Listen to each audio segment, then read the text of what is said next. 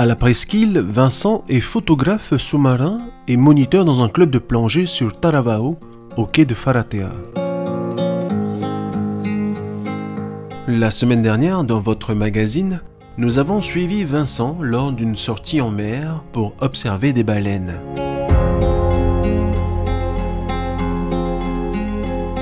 Nous avons aussi découvert une palette de son subtil travail de photographie sous-marine. Cette semaine, nous retrouvons Vincent pour une sortie plongée sur un spot exceptionnel et très peu fréquenté sur Taravao.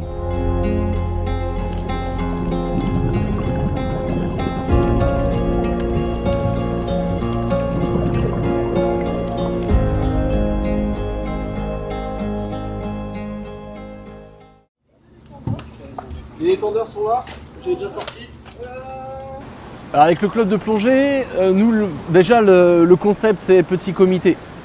Alors on veut pas qu'il y ait trop de monde, on est un petit club et on tient à rester un petit club. Souvent les gens nous disent ouais, vous allez tomber dans le piège et dès que vous allez avoir du monde, vous allez devenir un gros centre. Mais non, c'est vraiment pas notre état d'esprit. Nous ce qu'on veut c'est faire plaisir en se faisant plaisir. Pour moi si jamais je me fais pas plaisir, avant tout j'aurais du mal à transmettre ma passion et j'aurais du mal à faire plaisir aux gens. Donc voilà, avant tout c'est prendre du plaisir et pour ça j'ai besoin de le faire en petit groupe. En plus c'est toujours mieux pour l'approche des animaux, surtout quand on fait des sorties baleines. Voilà, moins on est dans l'eau ou sur le bateau, mieux c'est. Donc la journée type, nous, c'est hors de la saison baleine, on fait souvent 1 ou 2 plongées le matin et puis une plongée l'après-midi. Le matin c'est souvent réservé pour les plongeurs déjà certifiés. L'après-midi, même si ça nous arrive de faire des plongées pour les certifiés, on fait beaucoup aussi de formation ou de baptême, les premières plongées.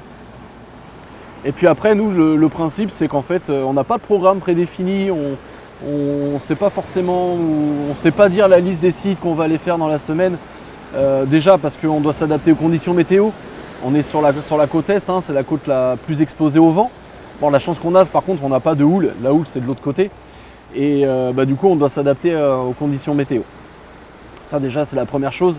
Et puis, après, ce qu'on aime bien, c'est en fait, quand on n'a pas de réservation, la première personne qui appelle, c'est un petit peu elle qui va décider du programme de la journée. Voilà. Si la personne veut faire une plongée, on fait une plongée. Si elle veut faire 2 plongées, on fait 2 plongées. On essaie vraiment de s'adapter à ce que veulent les gens et voilà, d'être le plus simple, cool possible dans notre organisation, voilà, pour faire plaisir aux gens et on est là pour ça, quoi. C'est la 3 mm et les bouteilles c'est de l'aluminium compensé. En fait, devant la 5 minutes de bateau du club, on a un récif corallien qui est absolument magnifique de par l'état de conservation des coraux et le taux de recouvrement. C'est-à-dire qu'il y a très très peu de coraux morts, il n'y a aucun coron blanchi. Même pendant les vagues de blanchiment, il n'y en a pas eu ici. En fait, le récif est dans un tel état de conservation qu'il a une capacité de résilience extraordinaire. J'ai eu la chance d'avoir une famille qui faisait beaucoup de bateaux, beaucoup de voiliers. Mon arrière-grand-père, mon grand-père, mon père faisaient beaucoup de voiles en Bretagne, en France. Et puis donc je suis tombé un petit peu là-dedans quand j'étais petit. D'abord dans la voile et puis après dans la plongée. Je fais ma première plongée, je vais avoir 8 ans je pense. Et puis après, pendant 5-6 ans j'ai plongé, après on a fait un bon petit break d'une dizaine d'années, puis j'ai repris dans la vingtaine. Et on plongeait un peu partout en France, en Normandie, en Bretagne, sur la côte atlantique, sur la Méditerranée, en Corse. Après c'est un métier qui est cool parce qu'en fait on a la chance de voyager, si jamais on a envie de ça.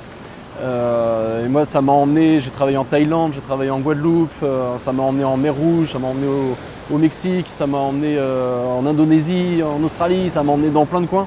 On a eu la chance de plonger en Arctique aussi, au Galapagos, en Polynésie évidemment depuis 12 ans maintenant. Donc voilà, la plongée c'est ça pour moi, c'est partir à la découverte de milieux qui sont encore relativement vierges et préservés. Sur Terre, ces endroits-là, ils deviennent de plus en plus rares. Il y en a encore, fort heureusement. Mais sous l'eau, même s'ils deviennent également de plus en plus rares, il y a encore beaucoup d'endroits à découvrir, beaucoup d'endroits à explorer. Et à travers le monde. Et voilà, la plongée va vous faire cette chance de voyager et d'explorer. 2, 3.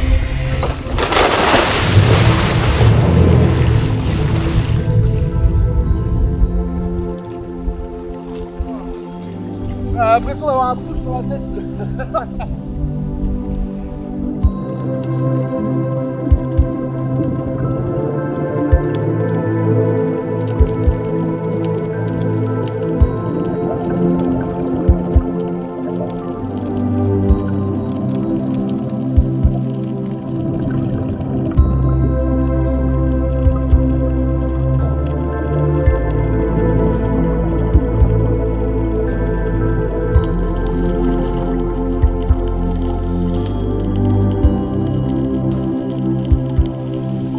Alors nous on plonge entre Iitia et Taotira et on est basé à Farataya, Taravao. Hein. Donc la zone elle est immense.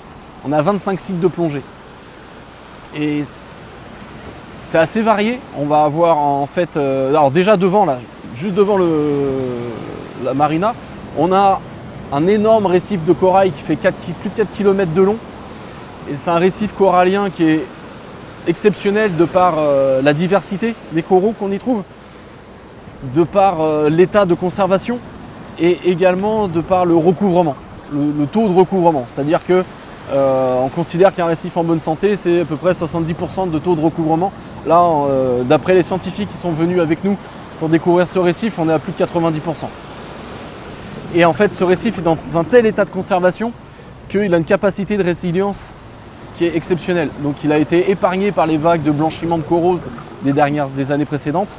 Et donc voilà, ça c'est vraiment une des choses. D'ailleurs c'est souvent les gens quand ils viennent plonger avec nous la première fois, on aime bien les emmener là. Et ce qu'ils nous disent souvent c'est ouais, ça fait du bien, ça change et ça fait du bien de voir des coraux dans cet état-là, aussi bien préservés. Donc on a eu la chance d'avoir des gens du CRIOB qui sont venus les uns après les autres pour découvrir ce récif. Moi mon expérience avec ma femme Mélo, notre expérience en Polynésie fait honnêtement, on n'avait jamais vu un récif dans un tel état de conservation. Mais voilà, on n'est pas les seuls à avoir dit ça. Et ça fait plaisir parce qu'en fait, c'est à Tahiti, quoi. C'est à Tahiti, c'est là où, pas loin de là où beaucoup de gens plongent. Mais voilà, ici, c'était quasiment inexploré. Et on avait sous nos yeux un des plus beaux récifs de corail de Polynésie. Donc ça, c'est un vrai atout pour nous. La vraie chance aussi qu'on a, c'est qu'on est seul sur cette côte. Donc on est seul à plonger, hein. Et après il y a des pêcheurs évidemment, mais il y a plein de paramètres qui doivent faire que ce récif est aussi bien conservé.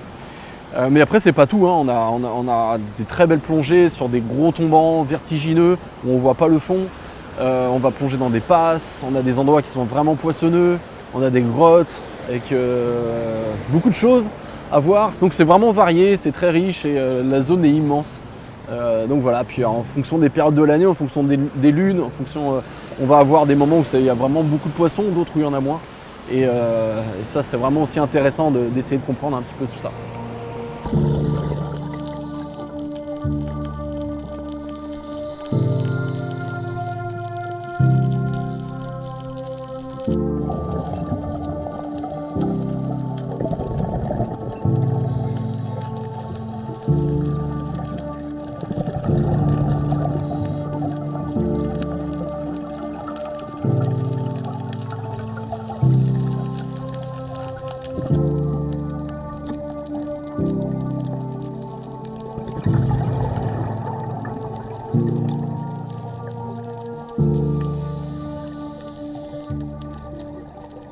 Des souvenirs inoubliables quand on plonge tous les jours. On fait ça depuis des années. On en a beaucoup. Et c'est justement ça qui rend magique. Tu vois, une fois, je travaillais, j'étais en Corse et il y a une gamine à qui on faisait des baptêmes. Elle me dit mais ça doit être vachement répétitif comme métier. Hein. Et je lui dis mais, enfin je lui ai pas dit ça, mais elle avait rien compris du tout à ce qu'on faisait en fait. Il n'y a pas moins répétitif que ce métier. Même si tous les jours on prend le bateau, on va plonger, certes, mais dans l'eau c'est jamais pareil. Les animaux, voilà, on va toujours, ce sera toujours différent. Donc, et la chance qu'on a, c'est que des souvenirs inoubliables, on en a plein. Combien de fois je me suis dit c'est bon, je peux mourir tranquille, c'est bon, j'ai vu ça, c'est bon, je peux mourir demain, je meurs heureux. Et combien de fois je me suis dit ça dans ma vie. Mais on a des moments qui sont évidemment particuliers. Et je me rappelle d'une plongée qu'on avait fait. Je faisais un safari photo pour un photographe, donc là, je l'accompagnais.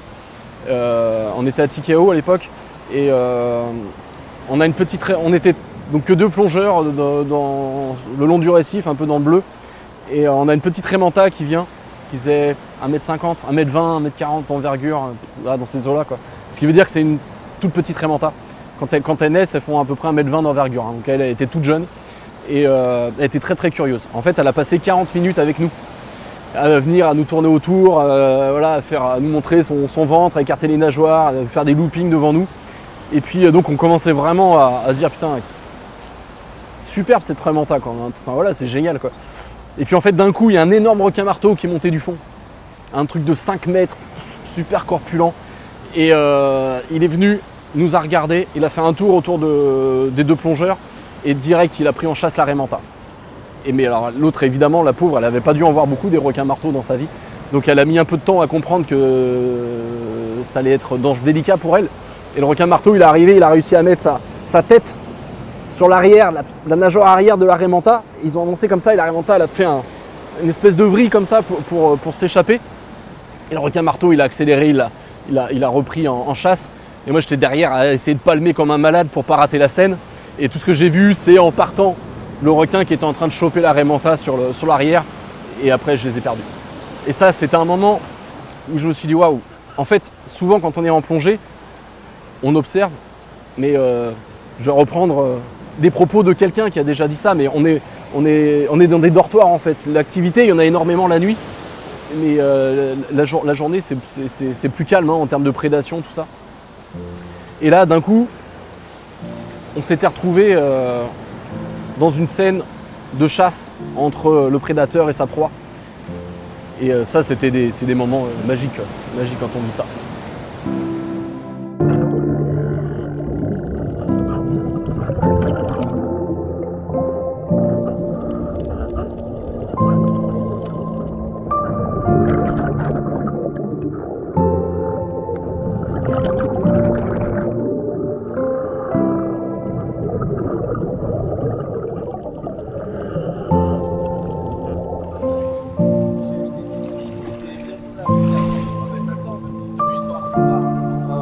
La baleine dans la face, les gars.